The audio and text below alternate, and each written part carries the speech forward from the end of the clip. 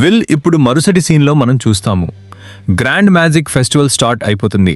ఇది అచ్చం Harry Potter లాగే అనిపిస్తుంది. అందులో క్విడిచ్ మ్యాచ్ ఉన్నట్టు ఇక్కడ కూడా ఉంటుంది. ఇక్కడ ఉన్న మనుషులందరూ ఆ టాలెంటెడ్ పిల్లలపై కన్నేసి ఉంచుతారు. హెడ్ మాస్టర్ ఇలా అంటుంది, నాకు తెలుసు టవర్ ఎలాంటి అవకాశాన్ని వదులుకోదు. ఐరిస్ చెప్తుంది, ఈ టవర్ బయట కూడా కొందరు మనుషులు ఉన్నారు. వారు ఈ టాలెంటెడ్ పిల్లల వెనుక పడ్డారు.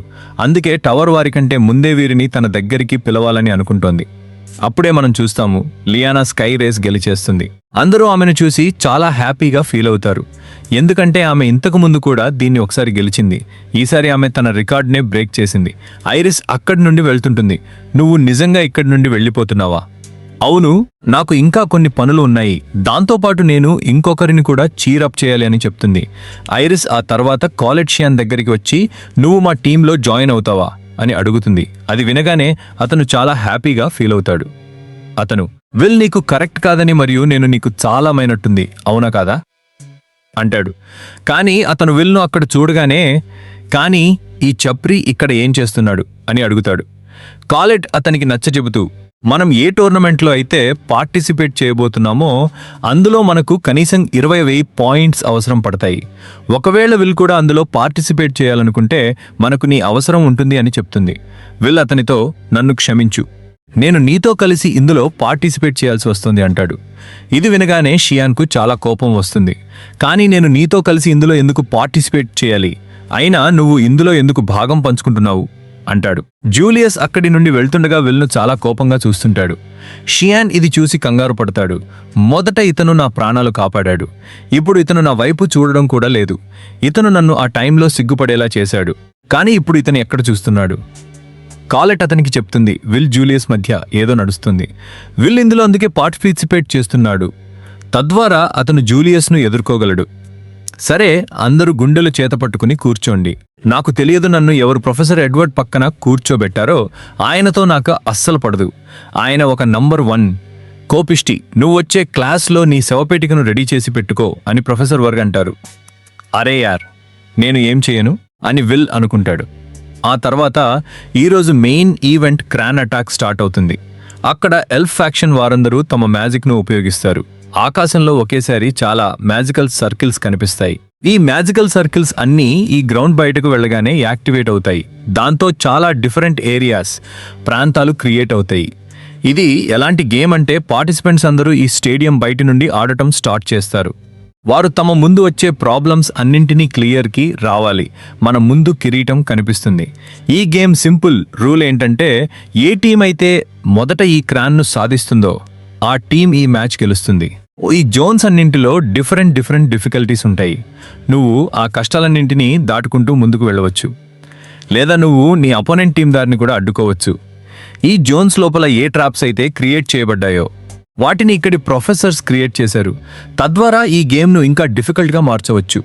ప్రొఫెసర్ ఎడ్వర్డ్ ఇలా అంటారు, ఇది కేవలం ఒక కాంటెస్ట్ మాత్రమే కాదు. ఇందులో మీరు మీ బెస్ట్ ఇవ్వాలి, అప్పుడే మీరు దీన్ని గెలవగలరు. ఆ అనౌన్సర్ స్క్వాడ్ 6 గురించి అనౌన్స్ చేయగానే అందరూ ఇది చూసి షాక్ అవుతారు. ఎందుకంటే అందులో విల్ ఉన్నాడు. అతను ఇందులో ఎందుకు పార్టిసిపేట్ చేస్తున్నాడని అందరూ వద్దంటారు. అతని దగ్గర ఎలాంటి టాలెంట్ లేదు, మ్యాజిక్ లేదు కదా అనుకుంటారు. ప్రొఫెసర్ వర్క్ విల్ దగ్గరికి వచ్చి, నేను నీకు ముందే వద్దని చెప్పాను కదా, నువ్వు ఇందులో ఎందుకు పార్టిసిపేట్ చేస్తున్నావు అని అడుగుతారు. ప్లీజ్ నన్ను చేయనివ్వండి, నేను ఇది చేయాలనుకుంటున్నాను అంటాడు విల్.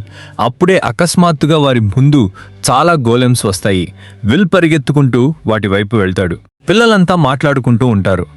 ఇతని దగ్గర ఎలాంటి టాలెంట్ లేదు, బహుశా చావాలనుకుంటున్నట్టు ఉన్నాడు అని. విల్ కాలెట్తో తనకు హెల్ప్ చేయమని చెప్తాడు. కాలెట్ తన మ్యాజిక్ను ఉపయోగించగానే విల్ తన ముందున్న గోలెంకు గట్టిగా ఒక గుద్దుతాడు. దాంతో అది ఎగిరి వెనుకపడుతుంది. దాని దారిలో వచ్చే గోలెమ్స్ అన్నీ ఒకేసారి పక్కకు జరిగిపోతాయి. మనుషులంతా ఇదంతా చూసి ఆశ్చర్యపోతారు. కాలెట్ చెప్తుంది, విల్ మ్యాజిక్ ఉపయోగించలేకపోయినా అతని మ్యాజికల్ ఐటమ్ సహాయంతో గోలెంను కొడితే అతను ఎలాంటి రూల్ బ్రేక్ చేయడం లేదు అని చెప్తుంది. ఆ అనౌన్సర్ కూడా విల్ను చూసి షాక్ అవుతాడు. అతను ఎవరైతే అందరికంటే ముందు వెళ్లారో అతని పేరు విల్ అని అనౌన్స్ చేస్తాడు. షియాన్ తన పాత విషయాలన్నీ గుర్తు చేసుకుంటాడు. అతను ఆలోచిస్తాడు, విల్ నా ప్రాణాలు కాపాడినప్పుడు ఆ టైంలో నేను చనిపోవాలని అనుకున్నాను. అందుకే నేను చాలా ట్రైనింగ్ చేశాను. నేను చావడానికి బదులు ఇంకా స్ట్రాంగ్ అయ్యాను. కానీ ఈరోజు నేను ఇతన్ని చూస్తే ఇతను నాకంటే ఇంకా ముందుకు వెళ్ళిపోయాడు. ఇప్పుడు వీరంతా పరిగెత్తుకుంటూ ముందుకు వెళ్తుంటారు. వారు ఒక రెండో జోన్లోకి ఎంటర్ అవుతారు. అక్కడి ట్రాప్స్ అన్నీ తమంతట తామే యాక్టివేట్ అవుతాయి. అవి వీరిపై రాళ్లతో అటాక్ చేయగానే విల్ నేల మీద గట్టిగా ఒక గుద్దుతాడు. దాంతో ముందు ఒక వాల్ క్రియేట్ అవుతుంది. వారు ఆ అటాక్స్ అన్నింటి నుండి చాలా ఈజీగా తప్పించుకుంటారు. విల్ మళ్ళీ కాలెట్ పేరు పిలుస్తాడు. ఆమె తన మ్యాజిక్ను ఉపయోగిస్తూ అక్కడ చాలా స్వోర్డ్స్ తీసుకువస్తుంది. విల్ వాటిలో ఒక్కో స్వోర్డ్ను ఉపయోగిస్తూ ముందున్న ట్రాప్స్ అన్నింటినీ విరగ్గొట్టడం స్టార్ట్ చేస్తాడు. కానీ ఇంకా ఒక ట్రాప్ మిగిలి ఉంది. అది విల్ మీద అటాక్ చేయబోతుండగా విల్ దాన్ని కూడా మధ్యలోకి నరికేస్తాడు. ఇక్కడ కూర్చున్న మనుషులందరూ విల్ చాలా వేగంగా ముందుకు వెళ్లడం చూసి ఆశ్చర్యపోతారు. ప్రొఫెసర్ ఎడ్వర్డ్ ఇలా అంటారు, విల్ చాలా డంజియన్లను క్లియర్ చేశాడు.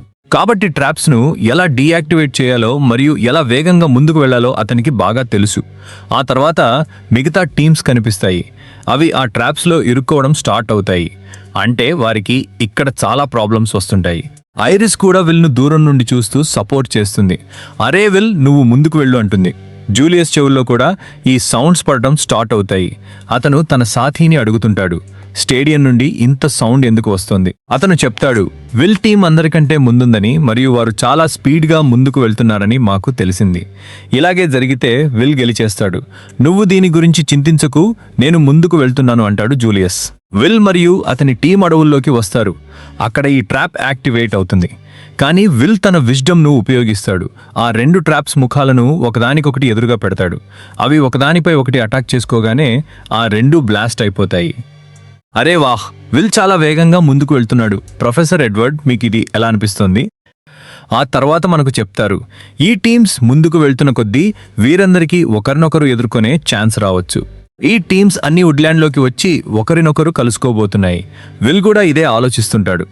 తాను ఆ ప్రదేశానికి జూలియస్ కంటే ముందే చేరుకుంటే అతనిపై దాక్కుని అటాక్ చేయవచ్చు. దీనివల్ల అతనికి ఇంకొక అడ్వాంటేజ్ దొరుకుతుంది. అతను ఆ ప్రదేశం గురించి బాగా రీసెర్చ్ చేయగలడు. కానీ అప్పుడే అకస్మాత్తుగా జూలియస్ విల్ మీద అటాక్ చేస్తాడు. దీనివల్ల అతని బట్టలు మాత్రమే చినుకుతాయి. కాలెట్ కూడా జూలియస్ అందరికంటే ముందే ఇక్కడికి ఎలా వచ్చాడని చూసి ఆశ్చర్యపోతుంది. ఆ తర్వాత అతను తన ఐస్ క్రిస్టల్స్తో విల్ మీద అటాక్ చేస్తాడు. కానీ విల్ తప్పించుకుంటాడు. షియాన్ కూడా ఇక్కడికి వస్తాడు. అతను తన ఫైర్ మ్యాజిక్ను ఉపయోగిస్తూ జూలియస్ ఐస్ మొత్తాన్ని కరిగించేస్తాడు. అతను అతనిపై అటాక్ చేస్తాడు. దాంతో అక్కడ ఒక భయంకరమైన పేలుడు జరుగుతుంది. దాన్ని దూరం నుండి కూడా చూడవచ్చు. కాలెట్ విల్ను కాపాడుతుంది. విల్ ఆలోచిస్తాడు, ఇప్పుడు ఏం జరిగింది? షియాన్ నిజంగా నాపై అటాక్ చేశాడా? కాలెట్ కూడా అతనిపై చాలా కోప్పడుతుంది. నువ్వు ఏం చేస్తున్నావు అని అడుగుతుంది. షియాన్, నేను చాలా కాలంగా మీ మాటలు వింటూ వస్తున్నాను. నువ్వు నాతో ఫైట్ చేయాలని నేను కోరుకుంటున్నాను అంటాడు. కానీ నువ్వు ఇలా ఎలా చేయగలవు? నీతో ఫైట్ చేయడానికి ఇది కరెక్ట్ టైం అంటావా అని కాలెట్ అడుగుతుంది. జూలియస్ తన ఐస్ మ్యాజిక్ను ఉపయోగిస్తూ ఆమెను ఫ్రీజ్ చేసేస్తాడు. విల్ కూడా తన స్వోర్డ్ తీసుకుంటాడు. అంటే వీరిద్దరూ ఫైట్ చేయడానికి రెడీ అయిపోతారు.